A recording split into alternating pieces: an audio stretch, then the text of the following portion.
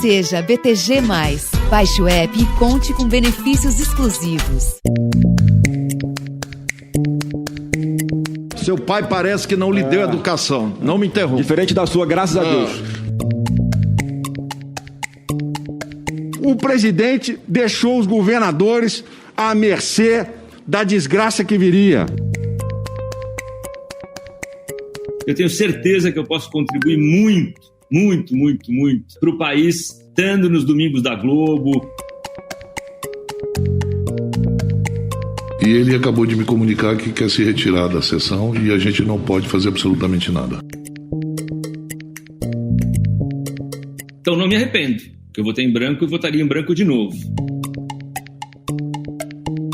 E nós vamos resgatar o Brasil, vamos ter o Brasil de volta. Todo mundo de amarelo para dizer não ao fascismo.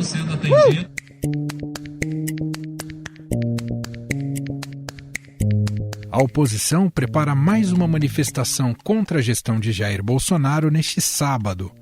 Organizadores informam que mais de 500 cidades pelo país devem contar com algum ato de desagravo ao governo federal. No último dia 29 de maio, os oposicionistas resolveram deixar o isolamento pela primeira vez para cobrar a aceleração da vacinação, a prorrogação do auxílio emergencial e a valorização da saúde e educação no país. Enquanto isso, a CPI da Covid vai perdendo fôlego ao longo das semanas, com depoimentos pouco produtivos para os senadores. O momento mais tenso foi durante o curto depoimento do ex-governador do Rio de Janeiro, Wilson Witzel. O ex-juiz afirmou à comissão parlamentar de inquérito que houve sabotagem e perseguição por parte do governo federal contra os gestores estaduais durante a pandemia. Wilson Witzel foi confrontado pelo senador Flávio Bolsonaro, filho do presidente, que o acusou de ser responsável por mortes, de mentir à CPI e de usar a comissão como palanque político. Sob o argumento de que a audiência estava descambando para ofensas, o ex-governador resolveu parar de falar e pediu para encerrar o depoimento. Por falar em palanque político, os defensores de uma terceira via para 2022 perderam um nome nesta semana. No programa Conversa com Bial, Luciano Huck afirmou que nunca pensou em concorrer à presidência e confirmou sua renovação de contrato com a Rede Globo, onde substituirá Fausto Silva aos domingos. Com isso, os partidos do chamado Centro Democrático, entre eles PDT, PSDB, DEM, Solidariedade, Podemos, Cidadania, PV e Novo, têm se reunido para tentar lançar um programa único de governo, mesmo que não cheguem a um consenso quanto ao candidato.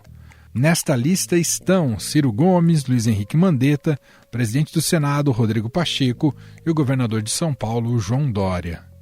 No Poder em Pauta de hoje, vamos abordar esses assuntos com os nossos repórteres de Brasília, que cobrem o dia a dia da política.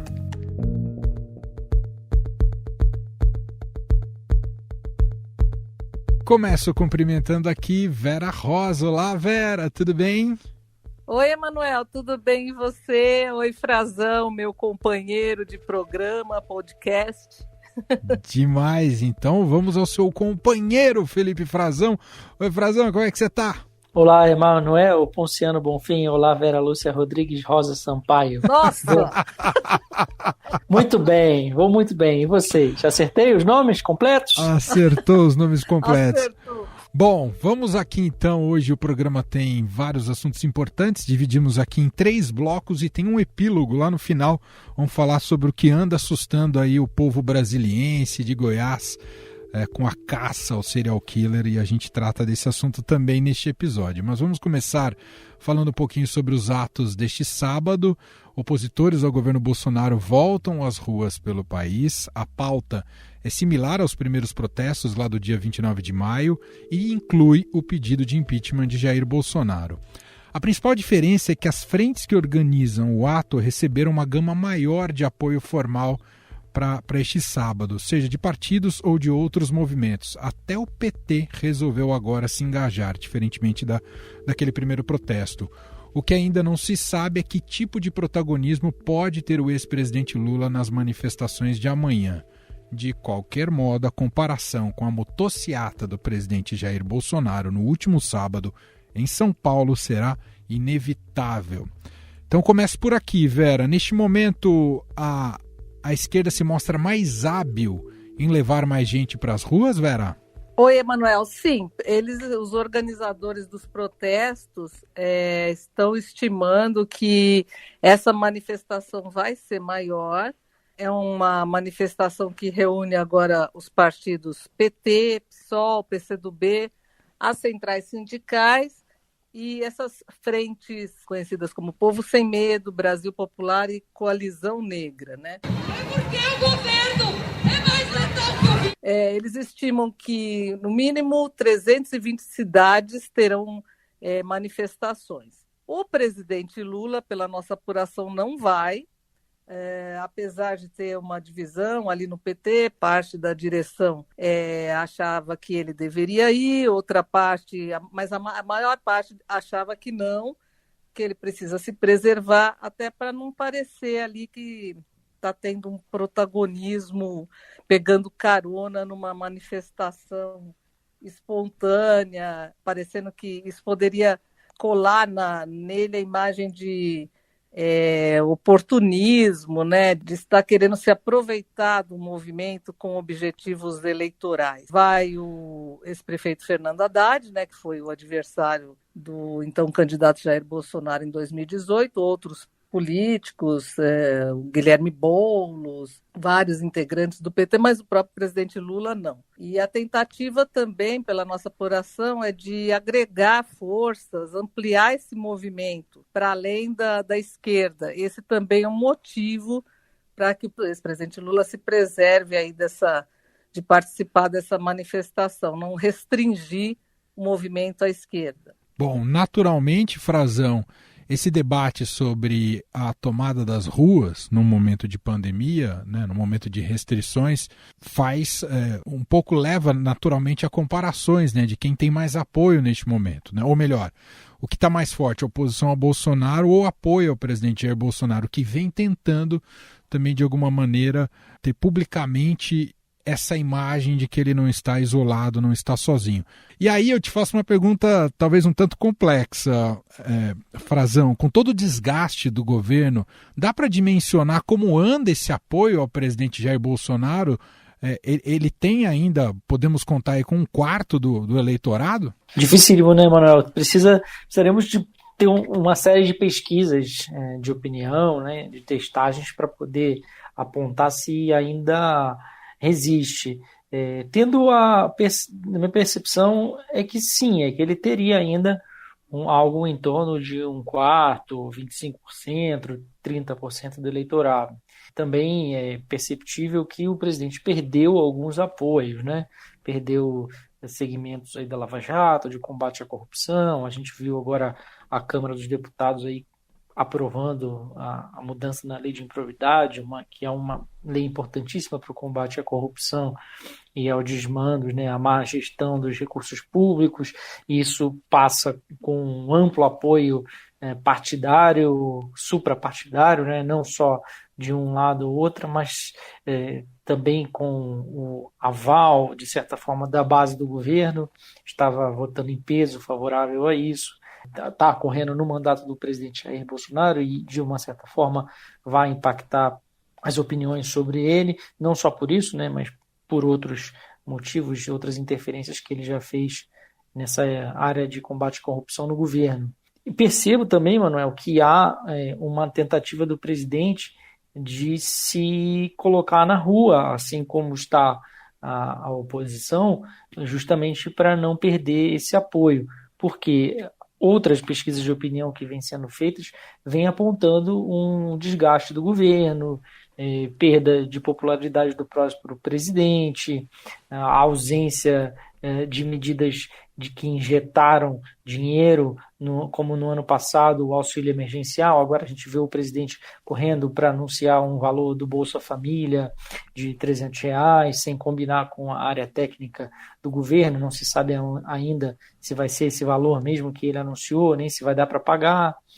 Ou seja, medidas bem populistas que ele está anunciando também, por exemplo, como financiamento habitacional para policiais, né, policiais militares, e o presidente não só com essas motocicletas, né, que seriam cerca de 7.000 motos, foi o que passou ali, 7.000 veículos, perto, porque foi notado, né, pelos radares ali, pelo sistema da rodovia aí em São Paulo, e não nada de 1 milhão, como se divulgou, a fake news aí de que estaria no Guinness, né, no livro dos recordes. Mas o presidente já anunciou mais 2, né, tá indo a Santa Catarina, vai fazer em Chapecó e Florianópolis, e vai também cair na estrada novamente, né, com viagens oficiais, viagens com compromissos oficiais, ou pelo menos compromissos de governo, né? Vamos dizer assim, está indo para o Pará, está indo também para o Rio de Janeiro.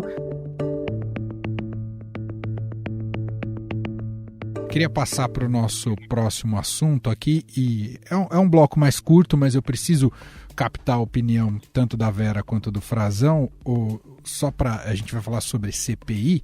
O fato do dia, né, do dia que estamos gravando aqui dessa quinta-feira, né, o presidente da CPI, o senador Omar Aziz, afirmou que vai pedir à justiça a condução coercitiva do empresário Carlos Wizard, a comissão e a retenção do passaporte dele. Ele foi convocado a prestar depoimento nesta quinta, não compareceu.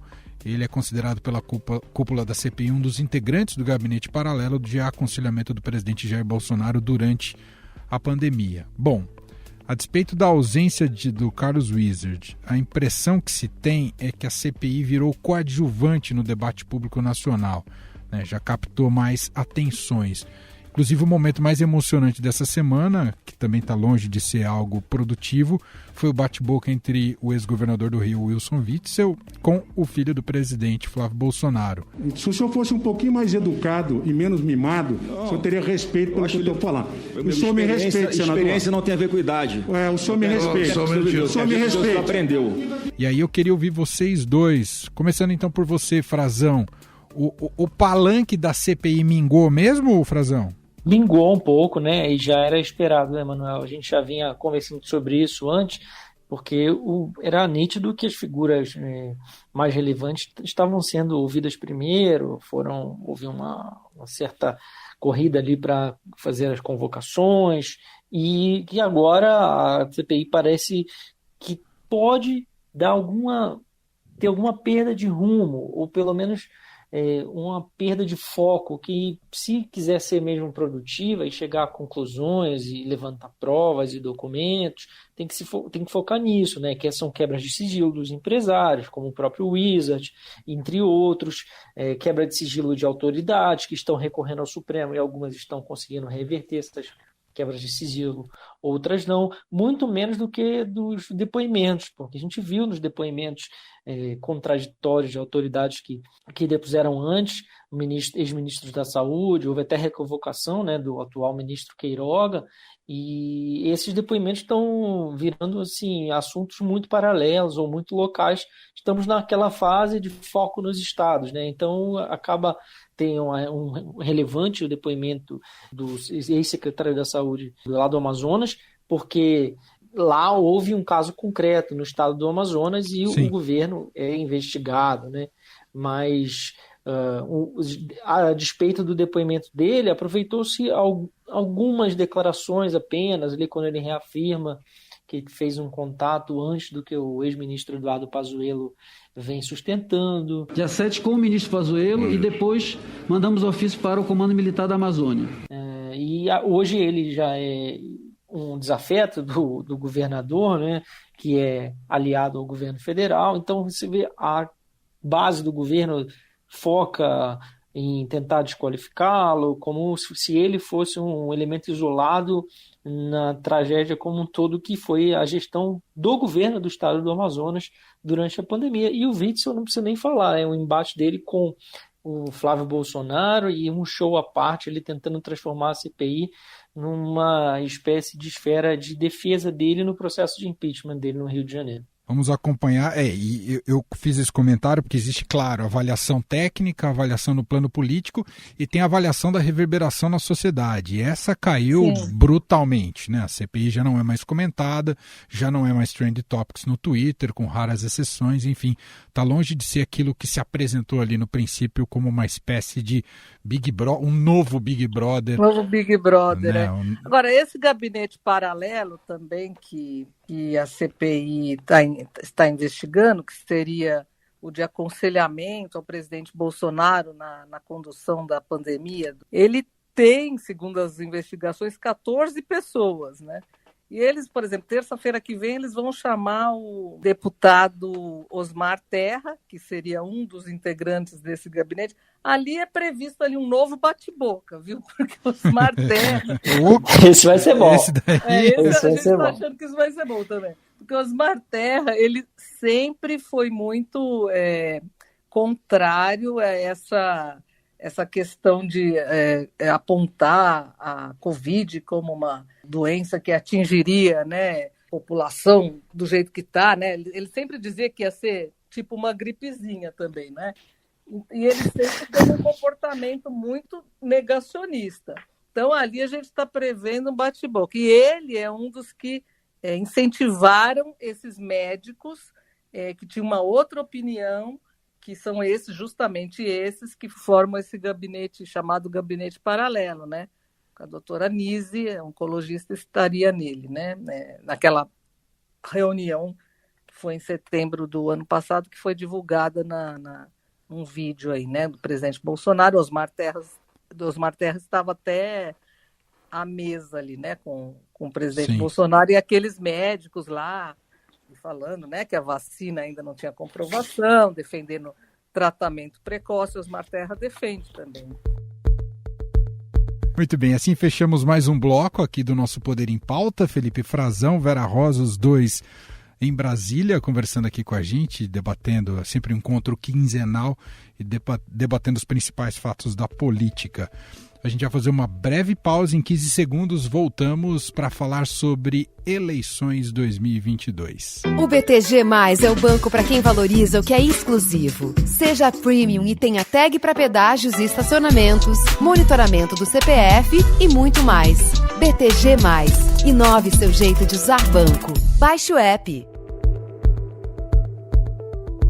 Estou de volta aqui com o Poder em Pauta, Felipe Frazão, Vera Rosa, e agora chegou um dos temas centrais da semana, eleições 2022, os bastidores bastante agitados, as articulações, e talvez o principal fato político nesse sentido nessa semana foi o anúncio de Luciano Huck em entrevista a Pedro Bial, no seu programa na TV Globo, que não será candidato a presidente em 2022.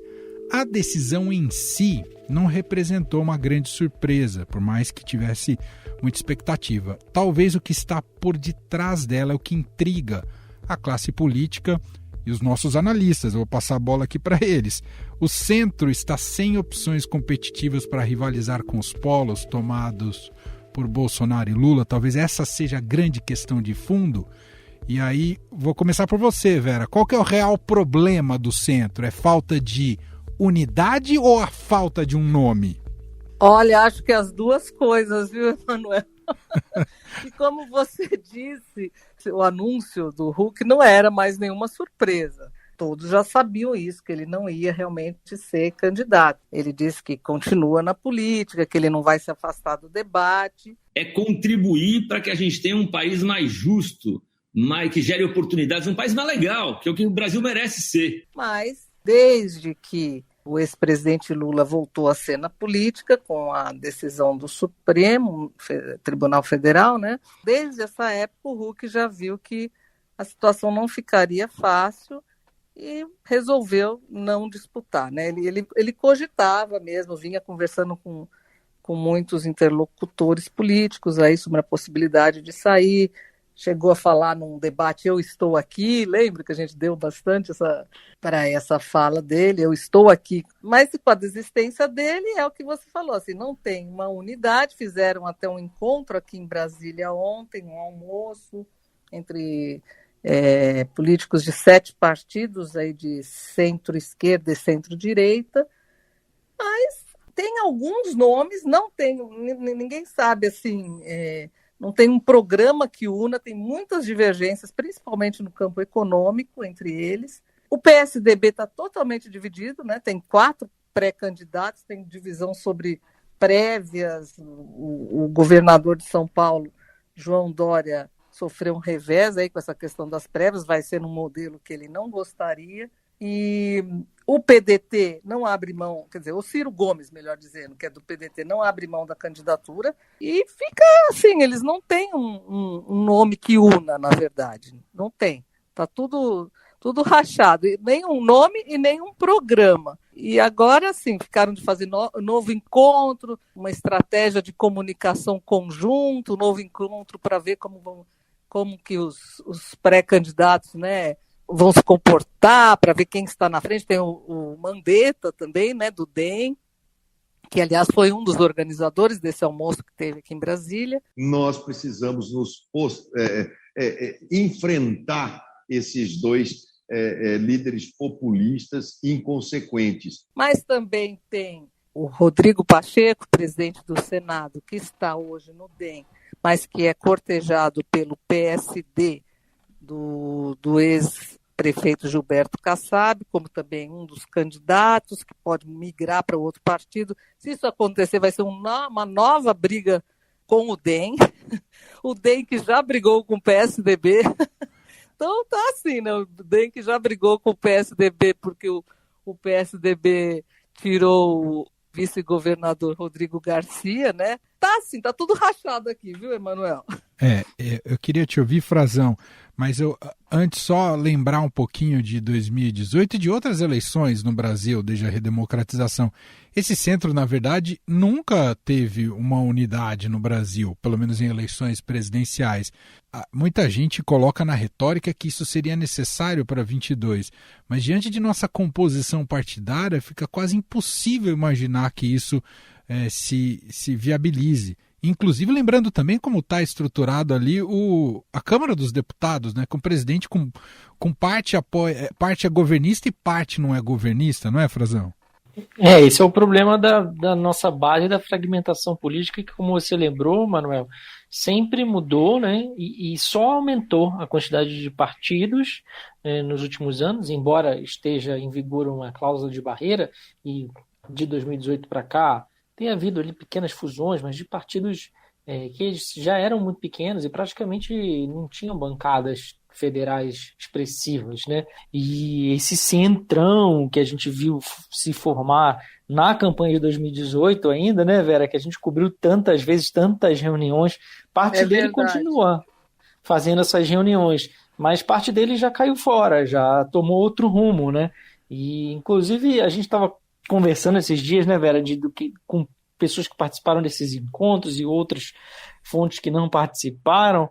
A gente ficou na dúvida se escreve hoje, se não escreve amanhã. Não vou entregar aqui logo para os nossos ouvintes aquela apuração que a gente tem especial. Vou falar logo. Oba, tô gostando. O que acontece, Manuel, em primeira mão aqui, é que esse centro que se reuniu na quarta-feira já virou um centrinho. Tem o centrão e tem agora o centrinho. Porque está minguando, é isso, está minguando. Não só em nomes, porque do ano passado para cá a gente já viu o Moro cai fora, tomou um rumo na iniciativa privada fora do país. O Amoedo, uma semana depois de ser ali levado, anunciado pelo seu partido, desistiu, porque seu partido, era óbvio, o Partido Novo está completamente rachado, não sabe se é Bolsonaro ou se é oposição a Bolsonaro. E ele percebeu que podia entrar numa cilada e caiu fora. O Huck caiu fora também. Então, as opções, de fato, estão se reduzindo, e esses 3 eram nomes que, de uma forma ou de outra, já eram conhecidos do eleitorado, né? O Huck pela intensa exposição na televisão há vários anos, o Amoedo porque foi candidato na última eleição e, enfim, apesar de ter recebido uma votação pouco expressiva, ele já partiria de um patamar ali de 1 milhão de votos, então tinha assim o seu eleitorado fiel, e o ex-ministro Moro por ser uma figura ícone de uma operação que mudou os rumos da política brasileira. Sobrou quem? O Mandetta, por enquanto, né? Que era o único dos presidenciáveis que estava nessa reunião do Centrinho. Reunião que alguns partidos não mandaram nem os seus presidentes dos partidos para debater, para discutir. Não, incrível isso que o Baleia Rossi, presidente do MDB, deputado Baleia Rossi, não foi, mandou um representante, não foi esse almoço que teve, né, desses 7 partidos, porque disse que tinha uma reunião com o Rodrigo Pacheco, presidente do Senado, no mesmo horário. Só que aí a gente ficou sabendo o quê? Que nessa reunião com o Rodrigo Pacheco estava o Gilberto Kassab junto. Então, o que a gente deduz é que eles estavam já articulando alguma coisa, porque o Rodrigo Pacheco também a semana passada esteve aí em São Paulo conversando com o ex-presidente Fernando Henrique, com o ex-presidente Temer, junto com o Kassab também. Quer dizer, alguma coisa está acontecendo, sendo que o Rodrigo Pacheco é do DEM, né? Só que está sendo cotejado pelo PSD. E semanas atrás estava lá no Rio, conversando com o Eduardo Paes. Pois é, né? Que também foi para o PSD, né? Saiu do DEM, o DEM está assim, né? Toda hora saiu, né? Agora tem o Rodrigo Maia. Foi expulso, né? Foi expulso. Dos partidos que foram do Centrão mesmo, que tem maior peso, PL e PP, ou progressistas, estão hoje ainda muito com o Bolsonaro, e os republicanos também, o partido ligado à Igreja Universal. Estão muito ligados ainda ao Bolsonaro, embora haja desconfiança sobre o destino de, pelo menos, o PL, né, Vera? E o PSD. E não é um centro assim vitaminado, né? Vai acabar sendo centrinho mesmo. Centrinho, gostei. Batizamos o que extraiu desse centro, virou um centrinho. Bom, antes da gente encerrar, tem um epílogo aqui. A gente pediu para o Lauriberto Pompeu, colega de vocês aí em Brasília, repórter do Estadão, ele está acompanhando a caçada ao serial killer do Distrito Federal. Tem mobilizado as atenções de todo o país também e tem sido muito impressionante a maneira hábil como ele tem conseguido fugir de todo esquema policial montado, né? Tem pelo menos 200 homens, drones, cães farejadores, helicópteros na busca por esse criminoso. Ele é suspeito de matar pelo menos 5 pessoas na última semana, mas ninguém acha o cidadão. Vamos ouvir aqui o que mandou pra gente o Lauriberto. Oi, Lauriberto. Olá, Emanuel. Olá, Vera. Olá, Frazão. Tudo bem? Vamos falar então agora do caso do serial killer do DF, como ficou conhecido Lázaro Barbosa, de 32 anos. É acusado de matar uma família de 4 pessoas na Ceilândia, região administrativa de Brasília. O caso tem sido bem comentado nas redes sociais e em todo o país. O secretário de Segurança Pública do Goiás, Rodinei Marques, afirmou que um colchão foi encontrado no Matagal, no município de Cocalzinho de Goiás, mais especificamente no distrito de Girassol, onde mora a família de Lázaro. Lázaro ainda não foi encontrado. A polícia segue ainda no encalço dele e chegou a encontrá-lo na terça-feira, onde fez 3 pessoas de refém. O caso ainda segue sem perspectivas de solução, mas o governador de Goiás, Ronaldo Caiado, espera encontrá-lo nos próximos dias e prendê-lo. Mas ele mesmo faz uma ressalva de que é preciso ter calma para que reféns não sejam mortos ou feridos por essa operação. Seguimos com mais atualizações. No Estadão você pode ler uma reportagem onde os moradores de Cocalzinho de Goiás afirmam ter medo, dizem não conseguir dormir e a cada dia que o caso não tem solução, o medo aumenta. Vamos seguir acompanhando. Muito bem, está aí o Lauriberto Pompeu, mandou esse boletim de maneira extraordinária, especificamente aqui para o nosso Poder em Pauta.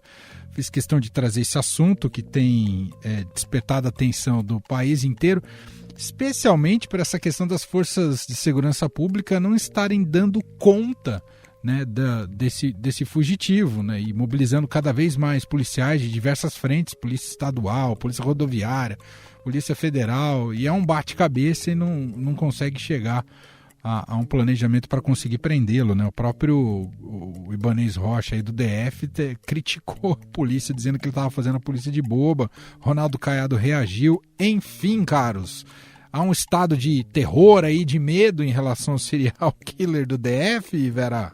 Oi, Manuel. Ai, total, né? Essa história é, nossa, horrível, né? Muito triste. É um cerco policial para capturá-lo que já dura 9 dias, né?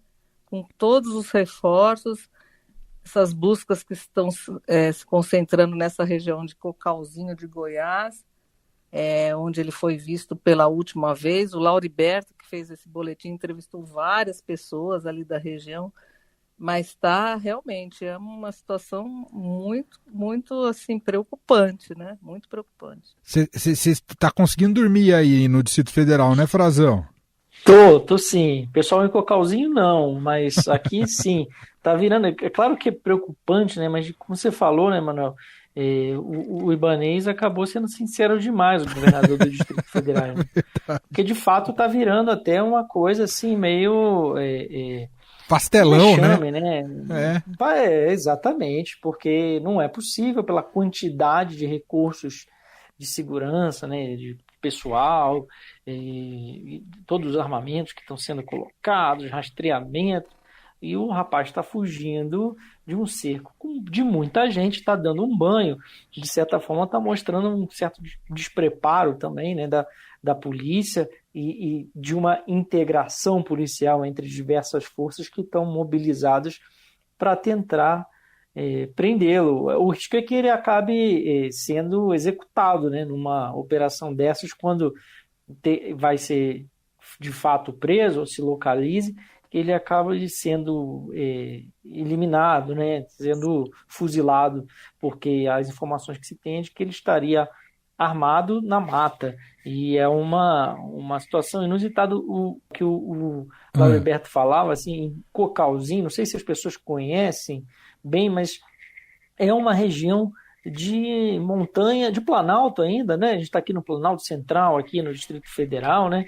Uma vegetação de cerrado, não é uma vegetação fechada, né? Muito densa, fechada, não é. Tem alguns córregos, tem alguns vales, mas não tem grandes acidentes. A topografia não é como São Paulo, Rio de Janeiro, uma situação que tenha grandes desníveis, né? É um local rural mesmo, né?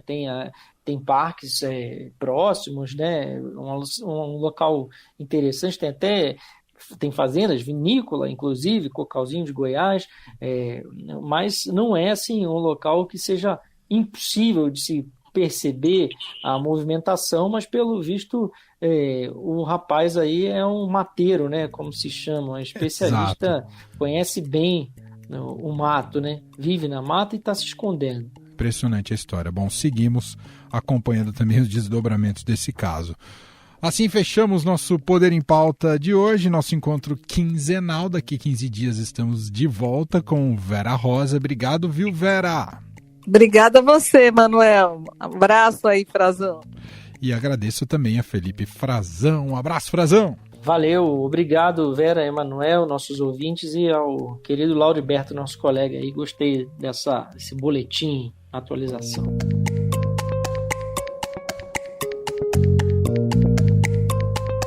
E este foi o Estadão Notícias de hoje, sexta-feira, 18 de junho de 2021. A apresentação foi minha, Emanuel Bonfim, na produção e edição Gustavo Lopes. A montagem é de Moacir Biasi. E o diretor de jornalismo do Grupo Estado, João Fábio Caminoto. Escreva pra gente, podcast@estadão.com. Um abraço para você, um ótimo fim de semana e até mais.